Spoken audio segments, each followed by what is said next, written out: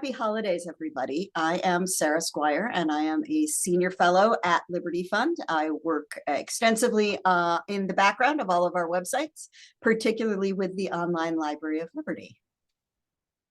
Hi, friends. Happy holidays as well. My name's Amy Willis. I am also a senior fellow here at Liberty Fund, and I am the director of the EconLib websites, which of course includes the Online Library of Liberty. Happy to be here to chat today. So Amy and I, coming as we do from backgrounds of English and from economics, often find fruitful grounds for collaboration and even more fruitful grounds for disagreement. As we approach the holiday season this year, I started thinking about O. Henry's classic story, The Gift of the Magi, which is one of those stories that I'm pretty sure nobody gets out of high school without having to read at one point or another. And if you didn't read it in high school, you probably had it preached to you from one pulpit bema or another. It's super popular over the holidays. It's a super interesting story, and it focuses around issues of gift giving and what makes a perfect gift. This struck me and Amy as a really great opportunity to revisit an argument that economists and English lit people have this year, every year, as regularly as stockings are hung and menorahs are lit. Amy, do you want to maybe give people a rundown real quick on the nature of that argument? Yeah, sure.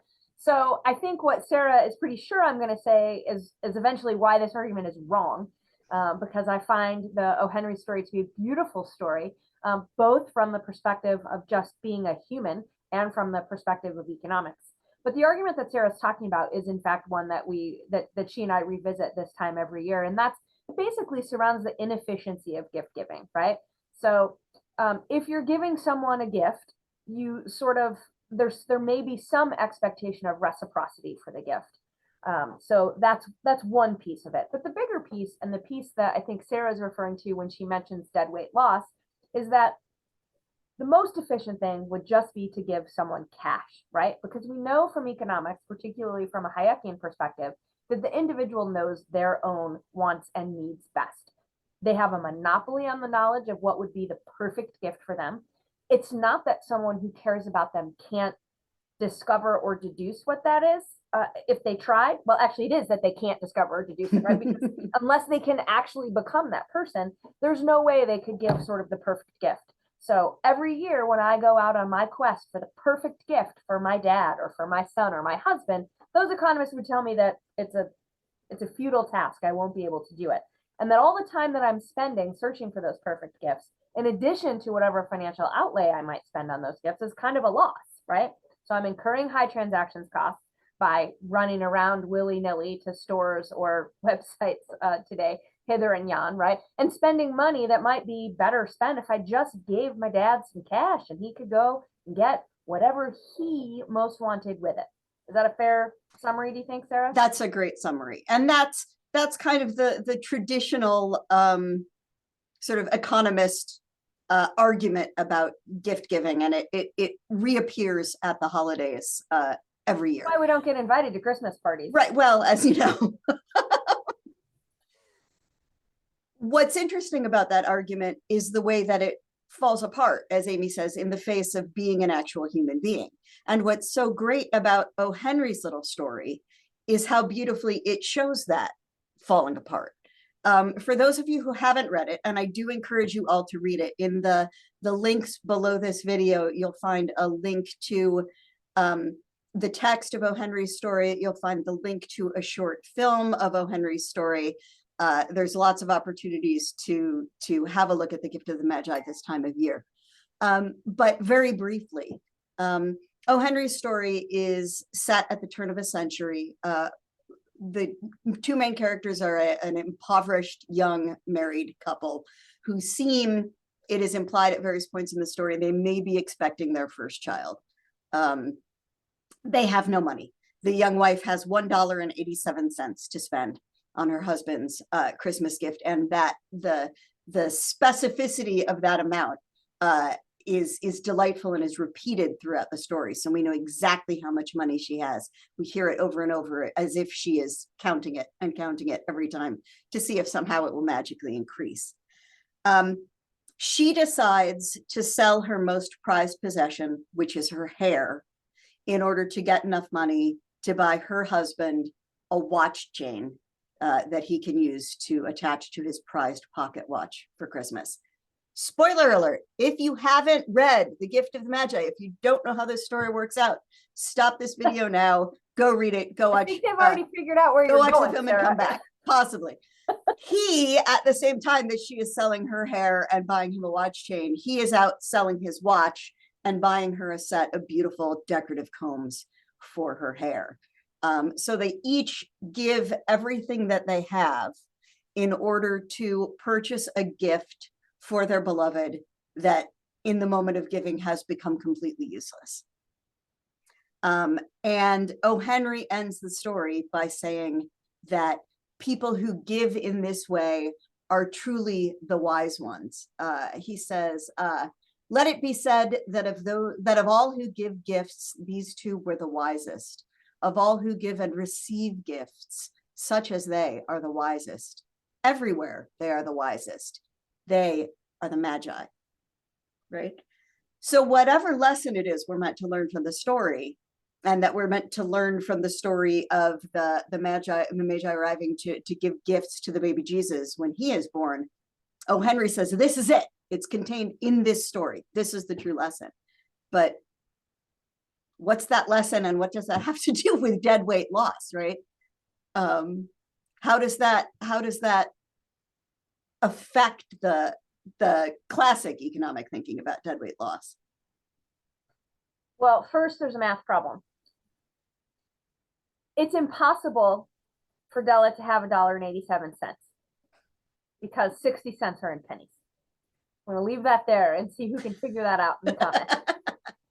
Apparently, this is the mystery associated with the O. Henry story that's never been solved or answered for.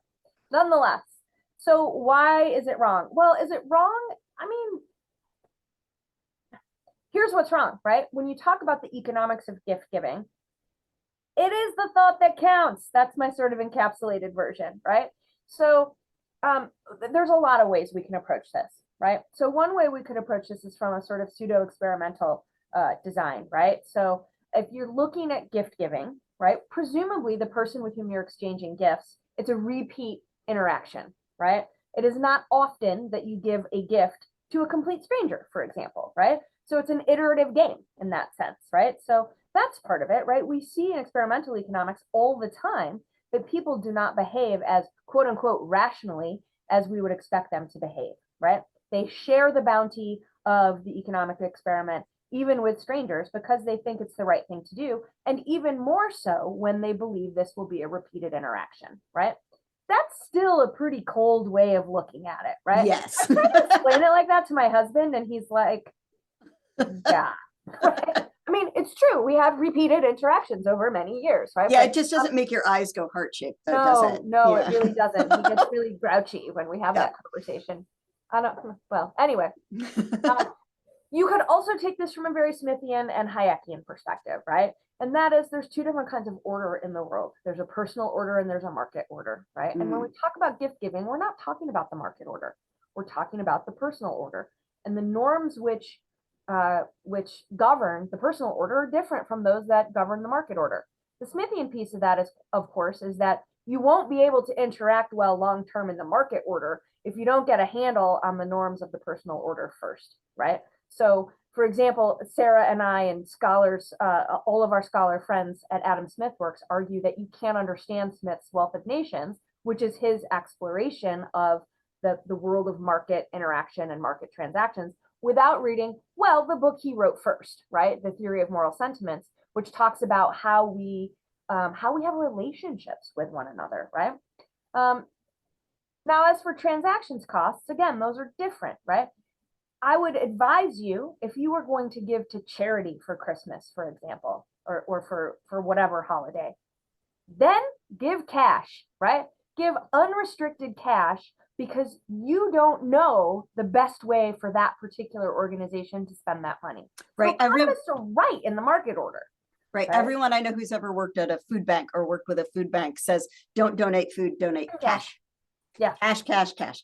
And even if you're giving a cash or a financial gift, make it an unrestricted gift, right? Because if you say, well, I'm going to give you money to do X, I mean, that's basically the same as selecting the food for the food bank, right? Right. You don't know what they need, right? They know what they need, and they know what the best way to use those dollars or that gift would be, right? So in an impersonal, quote unquote, gift, the economists of that stripe are right. You should try to lower transactions costs. And like, what do you think food banks, I love that example, Sarah, what do you think food banks end up with stuff? What's the stuff they can't get rid of at the end of the holiday season? You probably, I would imagine things like boxed stuffing, cranberry sauce, all the stuff that's really like a temporary, you want it for 1 week a year and then you don't want to see it again. Right. I was Right. thinking canned sweet potatoes, which Yeah, same makes kind of me thing. a little nauseated anyway, Yeah. right? But like, yeah, I mean, really, is that kind to offer only canned sweet potatoes or canned cranberries to people who visit the food pantry going forward? No, and no one, most people don't really think that, but they think that giving the cranberry sauce or the stuffing is the way to go, right? Right. But when you're talking about a personal interaction, again, it's the thought that counts, right? You're trying to put yourself, you're trying to use your impartial spectator to put yourself into your beloved's shoes, right? What is it that you think they would value most? And especially that they would value most coming from you.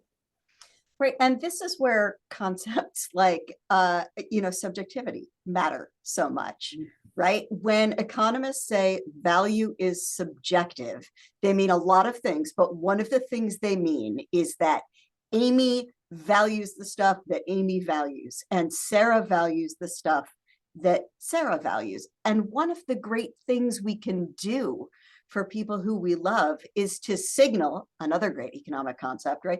To signal to them that because I love you, because you are my friend, because you are my child, because you are my beloved, I value the things that you value, even if maybe I don't understand them, right? My kids like K-pop.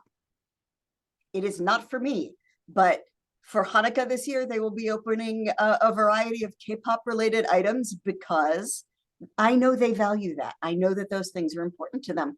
Part of the gift I am giving to them is not just the item that I hope they will like very much, but also the signal from me to them that what they value matters to me because they matter to me. Exactly. Right. And I think that's an enormous part. And that's like somewhere caught up in the middle. It's like kind of transaction cost. It's kind of it's kind of in the murky middle between all this stuff, right? Well, and it's dangerously close to saying that, the labor theory of value holds when it comes to gift giving, right? Like the more time you spend looking for just the right K-pop stuff, like the more your children will be happy. I don't think that it's not all the way there, right? But yeah, that's sort of the idea, right? Like you've given thought to this, and you have seen their passions, you see what they love, right? And that does take time. And I do think, I'm not going to say that across the board the labor theory of value applies to presents, but I am going to say it applies to presents that children give their parents. Sure. Right? Yeah. I guarantee that you have some sort of blobular clay object somewhere. Yeah. That would be one of the first things you would rescue if your house caught fire. Yeah. Right. I certainly do. Right. Anyone who is a parent has them. They're, it's ashtray, it's a candy dish, it's a teacup. Who knows what it's supposed to be? But little hands that we love very much worked very hard to make that. And that's why those matter. And they're literally gifts beyond price. Right. And it goes in reverse too, right? Like, let me state for the record that I never think the labor theory of value holds in economics, right? But Sarah knows this story. I used to joke when my son was little, it absolutely held with regard to birthday cakes, right? We have this great bakery here in town that will make you gorgeous cakes, and they taste delicious, and no one can replicate the taste of those cakes, and they're not expensive.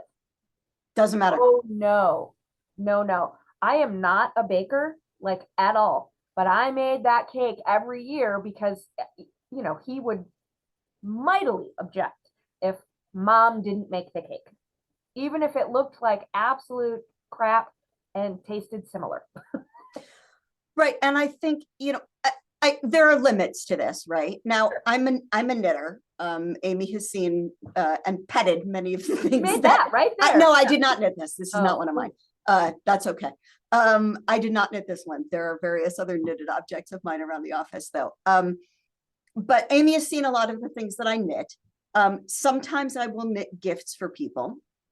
But hand making a gift is tricky once you're an adult, right? Because it had better be good, right? Because we all know you don't have to go real far out on the internet to find a lot of smack being talked about people who make you sweaters and people who make you hats and people who make you scarves for the holidays, and they never fit and they're the wrong color and they're itchy and whatever, right? So the labor theory of value is a complicated thing, I think, once you move out of the parent-child relationship in particular. Yeah, it doesn't right? work. Yeah.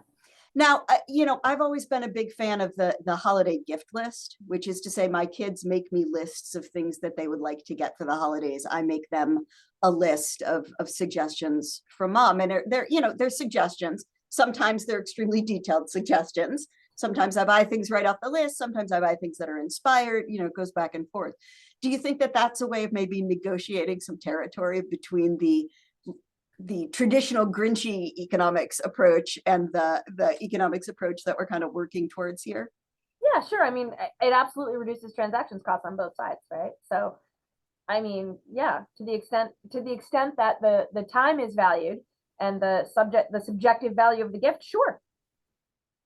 And I think it's also a way of, again, saying to somebody, I'm listening to what you're telling me about what you care about. I'm listening to what you're saying about the things that you value, the things that you're interested in right now. And the thing about subjective preferences too is some people really enjoy being surprised. Right? Yes. Not knowing what a gift is going to be. Right. And some people really do not enjoy that. So that's, that's a way of sort of navigating those very individual personal differences as well. Right. Yeah, that's a good point, right? My mom sometimes used to make lists that had things on it, like I would like something soft and fuzzy. I would like something shiny, right? And then you would sort of have to riff on that, because I think she did like the surprise, and I also think she liked to know that we'd put thought in it beyond just clicking on something from the list and going for that. I do think that one of the nice things about the O. Henry story, particularly, first of all, is how it lets us have exactly this discussion, and also the way that it, as you say, it's a story about being human, not just being an economic actor, right? And it lets us put that human side back into that discussion about gift giving, which is really important, right? As you say, there's lots of economic ways from strictly, and I'm not picking on you for being an economist. There's lots of technical economic ways to sort of moderate that claim that gift giving is deadweight loss, right? Yep. But they still come out, as you noted yourself, sounding, not very human-like. They're next door to human. They're not actually human, right? And so I think the O. Henry story is a really great thing to pair with some of that economic thinking to remind all of us that the holidays are about remembering to take the time to be human. Yeah. So there are, you could maybe stretch the analogy a little further.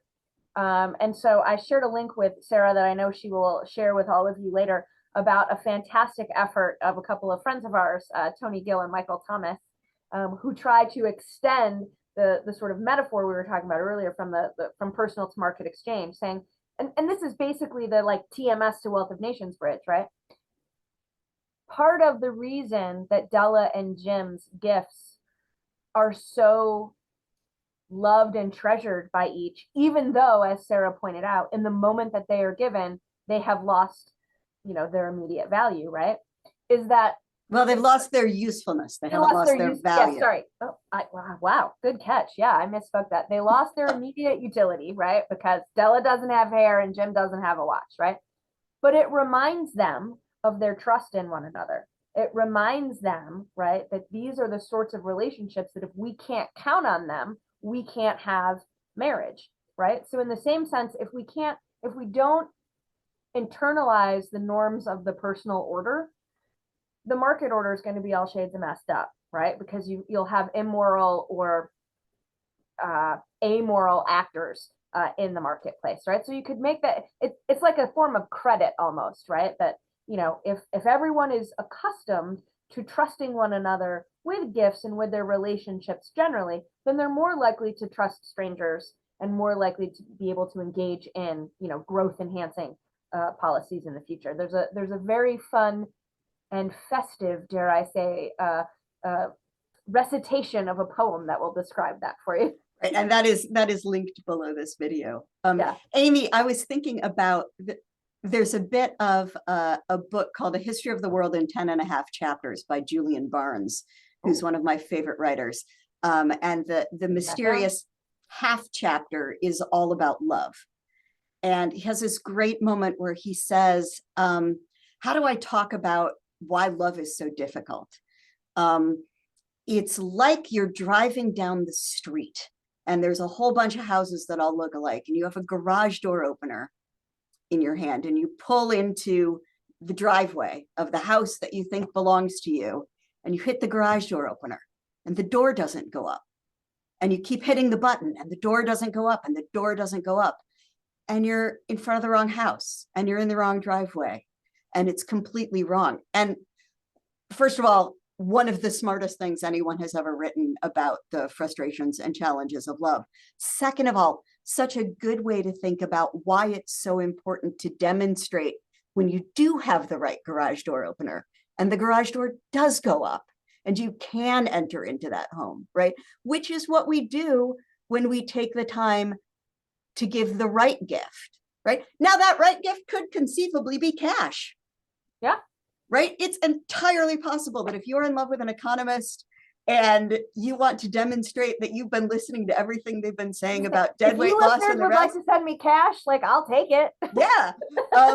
But it's entirely possible that the perfect gift is a clay ashtray with fingerprints all over it. And it's entirely possible that the perfect gift for me is a house by the ocean or a diamond necklace. You know, leave comments below and I'll give you an address. Right. Yeah. If Mr. Willis is listening, cash is not an option for my husband to give me, right? Right. But the point is that when you get that gift right, you're saying, I have the garage door opener, I am in the right place, right? And this is where I belong. And I think that that's really beautiful. I love that analogy. I've not read that book, but you know that I will be now over our winter break. But look, I mean, bear with me for a second because this is going to sound econo cold, right? But like, look, love is transactional, right? Love is an exchange relationship. Now, you literature people have all these stories about unrequited love, right? But to me, that's not really love, right? Like, love is a relationship, right? I mean, if you love someone who will never love you back, that I put that over here, right? Right. If the garage door isn't opening because it's the wrong house. Well, yeah, but yeah, I can't make that analogy work, right? But like, if you actually, love is a relational thing, right? So, you know, I don't think it is unnatural to think of it as transactional or as an exchange-based relationship, right? And so some of the norms that will govern that exchange-based relationship will apply to other exchange-based relationships too, in different ways, on different levels, and, you know, with different intentions. Yeah. And I don't think that's a bad thing, right? I think sometimes I know you don't, but I know I'm a weirdo, right? But I think almost anyone could agree that sometimes the most romantic thing a partner can do for us is take the garbage out without being asked, right? I know, right? Swoon, or do dishes, or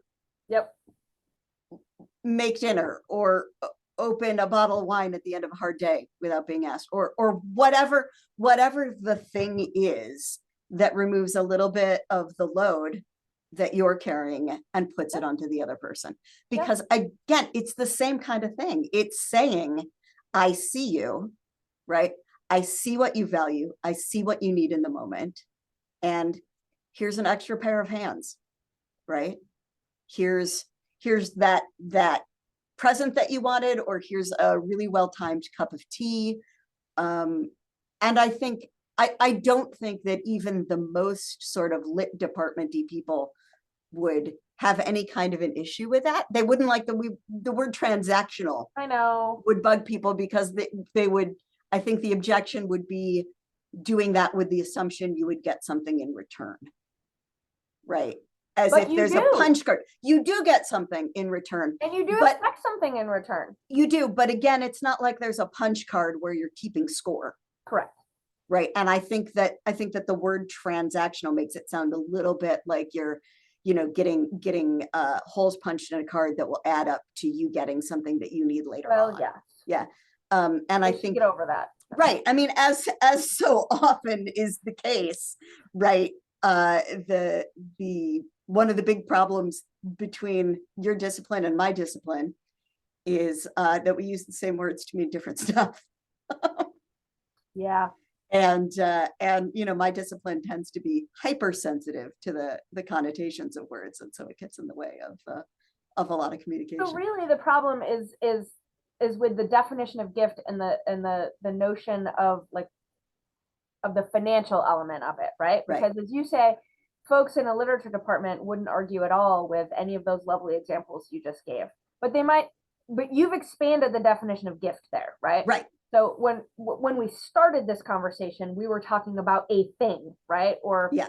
or a gift, if it's a service, a gift certificate or something for a service, right?